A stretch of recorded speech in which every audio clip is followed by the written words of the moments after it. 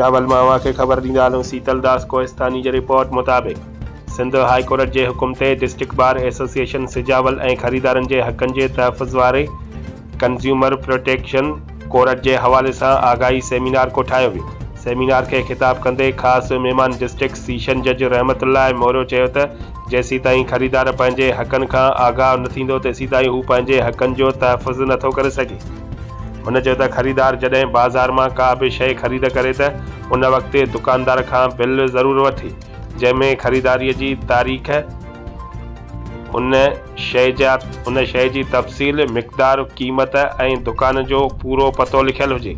जेकॾहिं शइ ख़राब हुजे, जाली, नक़ुली या मुक़ररु कयल क़ीमत खां वधीक हुजे त ख़रीदार कंज्यूमर प्रोटेक्शन कोर्ट में शिकायत दाख़िल करे मुआवज़े जी सूरत में वसूल करे सघे थो।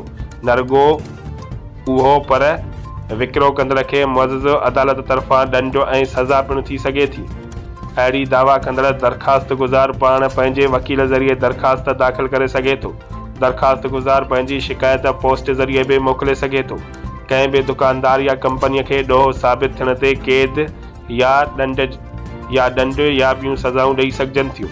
हुन चयो त ज़िलई कंज्यूमर प्रोटेक्शन काउंसिल खे घुर्जे त हू अवामी हंधनि समेत मार्केटनि ऐं ॿियनि निमाया हंधनि ते अहिड़े क़िस्म जा आगाही सेमिनार मुनक़िद करण समेत पंपलेट पिणु लॻाइनि त जीअं वधि में वधि माण्हूअ में शऊर ऐं आगाही पैदा थी सघे।